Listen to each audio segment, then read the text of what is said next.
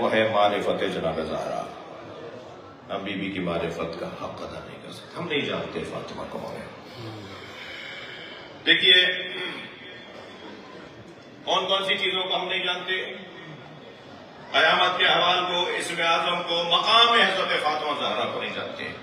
اسی طرح ہم شب قدر کو نہیں جانتے. نہیں جانتے نا. کیا کہا ہے قرآن نے؟ اِنَّا أَنزَلْنَاهُ فِي لَيْلَةِ الْقَدْرِ وَمَا أَدْرَاكَ مَا لَيْلَةُ الْقَدْرِ. ہم نے اسے شب قدر میں نازل کیا ہے. وَمَا أَدْرَاكَ مَا لَيْلَةُ الْقَدْرِ. تمہیں کیا پتا شب قدر کیا ہے؟ جی اب ذرا سنبھل کے بیٹھیے گا. فضائل کا ایک پہلو بیان کرنے جا رہا ہوں.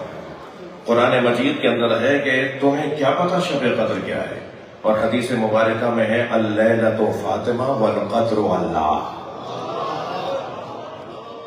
یہ جو لیلۃ القدر قرآن مجید میں آیا ہے اس کی تفسیر کرنے جا رہا ہوں. اللیلۃ فاطمہ والقدر اللہ. اس سورے میں لیلہ سے مراد بی بی فاطمہ اور قدر سے مراد اللہ. جناب زہرا حجاب اللہ نہیں ہے، بی بی کا گھر حجاب اللہ ہے. بیتھا حجاب، خود فاطمہ کا گھر اللہ کا حجاب ہے. من عرف فاطمہ، حدیث سنا رہا ہوں، من عرف فاطمہ فقد ادرک لیلۃ القدر. جس نے فاطمہ کو پہچان لیا گویا اس نے شب قدر کو جان لیا. شب قدر کو پہچان نہیں سکتے. قرآن کہہ رہا ہے تمہیں کیا پتا شب قدر کیا ہے، اور ادھر جناب زہرا کا مقام یعنی شب قدر. دیکھیے قرآن مجید شب قدر میں نازل ہوا. قرآن کا نزول زمانی اور قرآن کا نزول مکانی. قرآن کہاں نازل ہوا؟ شب قدر میں. یہ جو اِنَّا أَنزَلْنَاهُ فِي لَيْلَةِ الْقَدْرِ، یہ لیلہ جو ہے یوم لیل، یہ زمان ہے نا، زمانہ ہے. رات ایک زمانہ ہے، یوم ایک زمانہ ہے. قرآن شب قدر میں نازل ہوا ہے. اور قرآن کا ایک نزول مکانی بھی ہے. یہ کس جگہ پر نازل ہوا ہے؟ علامہ اقبال روزانہ قرآن کی اتفاق سے، یہ مہینہ ان کی ولادت کا مہینہ بھی گزرا ہے اتفاق سے. جس دن ان کی ولادت کا دن تھا، میں سیالکوٹ میں انہی کے محلے میں تھا، انہی کے گھر کے باہر تھا. ایک مجلس پڑھنے کے اتفاق سے گئے تھے. علامہ اقبال روزانہ قرآن کی تلاوت کرتے تھے. ایک دن ان کے ابا ان کے برابر سے گزرے.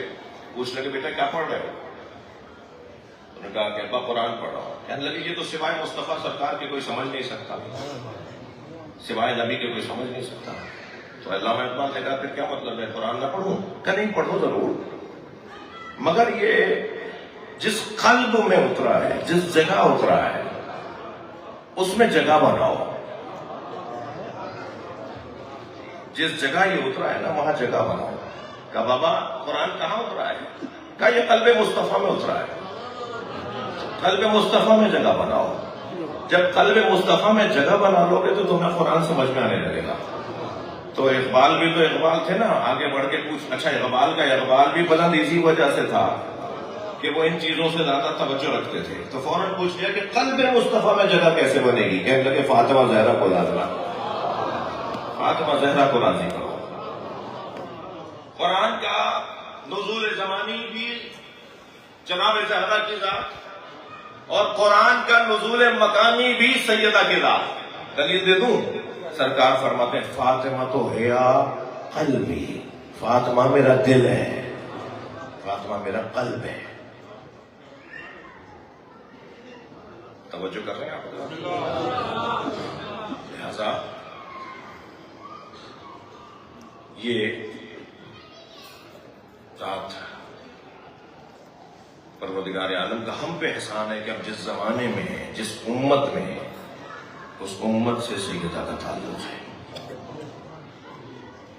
دیکھیے دنیا میں جوڑے تو بہت بنتے ہیں اور لوگ تصور بھی کرتے ہیں کہ بڑا کامیاب جوڑا ہے، فلاں کی بیٹی ہے اور فلاں کا بیٹا ہے. وہ بھی بڑے گھر کی ہے، وہ بھی بڑا گھر کا ہے۔ دنیا میں جوڑوں کو ظاہری طور پر برابری کی بنیاد پر تصور کر لیا جاتا ہے، مگر عزیزان گرامی کائنات میں صرف ایک جوڑا ہے جو برابری کی بنیاد پہ بنا ہے، صرف ایک جوڑا ہے، اور وہ علی و بطول کا جوڑا ہے۔ باقی کوئی جوڑا برابری کی بنیاد پہ نہیں بنا۔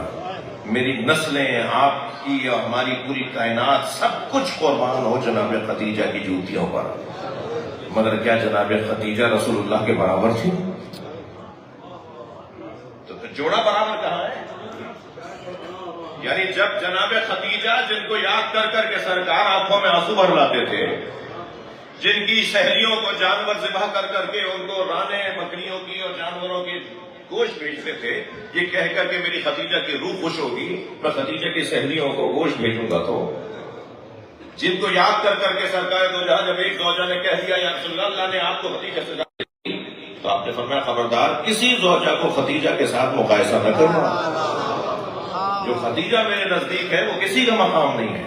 اور پھر جناب خدیجہ کے فضائل بیان فرماتے تھے سرکار دو جہاں، یعنی جناب خدیجہ پر ہمارا سب کچھ قربان، مگر کیا وہ نبی کے برابر تھی؟ تو جب جناب خدیجہ نبی کے برابر نہیں تھی تو دنیا کا کون سا جوڑا برابر ہوگا بھائی؟ صرف ایک ہی جوڑا برابری کی بنیاد پر ہے، وہ ہے علی و بطول کا جوڑا۔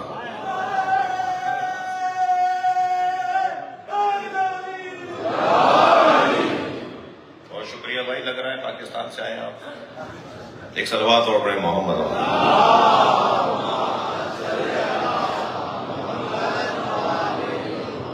اچھا بھائی ذرا توجہ چاہیں گے تو مجلس ایک اور صلوات پڑھیں ذرا محمد،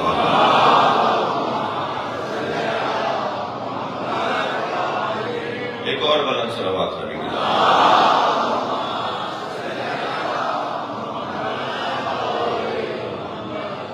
مقام وہ یہ جو آغا صاحب نے آپ کو بار بار کہا، تھوڑی سی آپ کی بیداری اس چیز کا ثبوت دے گی کہ آپ اپنے ملک کی نمائندگی کر رہے ہیں۔ زبان کے ساتھ دل بولا، علی مولا، علی مولا، زبان کے ساتھ دل بولا، علی مولا، علی مولا، ہر ایک میدان میں تولا، علی مولا، علی مولا، ہر ایک میدان میں تولا، علی مولا، علی مولا۔ وہاں پہ مولا کے رفقا نے، مولا کے صاحب نے نعرہ لگایا، ایک دفعہ آپ بھی مقداد کو یقین دلا دو کہ آپ اپنے ملک کی طرف سے آئے ہو، دونوں ہاتھوں کو بلند کر کے میرے ساتھ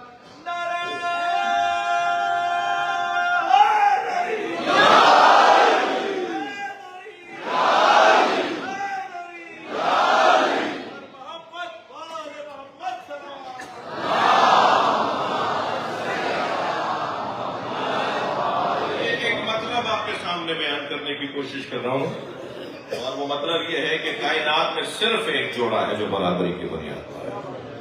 دنیا کی کوئی بیوی اپنے شوہر کے برابر نہیں ہے، کوئی شوہر اپنی بیوی کے برابر نہیں ہے، صرف ایک ہی جوڑا ہے جو برابری کی بنیاد پر ہے۔ پیار محبت ہونا بہت اچھی بات ہے، مگر پیار محبت ہونا یہ دلیل نہیں ہے کہ یہ دونوں ایک جیسے ہیں۔ صرف ایک ہاں وہ تو ہونا چاہیے، اللہ محبتوں میں اضافہ کرے۔ ایک بلند صلوات دعا کی قبولیت کے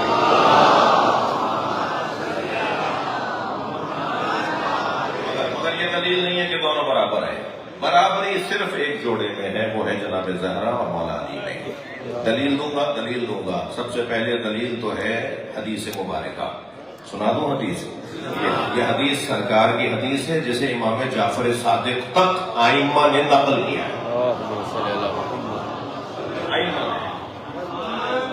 آئمہ اہل بیت نے امام جعفر صادق نے بھی اس روایت کو نقل کیا ہے۔ حدیث سنا رہا ہوں، لولا علی لما کانا لفاطمۃ کف علی وجہ الارض آدم فمن دونا۔ توجہ ہے حضرات کی، اگر علی نہ ہوتے تو فاطمہ کا کوئی شوہر نہ ہوتا، آدم اور آدم کے علاوہ۔ لولا علی لما کانا لفاطمۃ کف علی وجہ الارض، اگر علی نہ ہوتے تو فاطمہ کا کف کوئی شوہر نہ ہوتا۔ حضرت مریم کا کوئی کف نہیں تھا، شادی نہیں ہوئی۔ حضرت مریم جیسا ان کے زمانے میں کوئی نہیں تھا، حضرت مریم کی شادی نہیں ہوئی۔ اگر مولا کائنات نہ ہوتے تو جناب زہرا کا کوئی شوہر ہی نہ ہوتا، مگر یہ صرف حدیث یہاں رکی نہیں ہے کہ اگر علی نہ ہوتے تو فاطمہ کا کوئی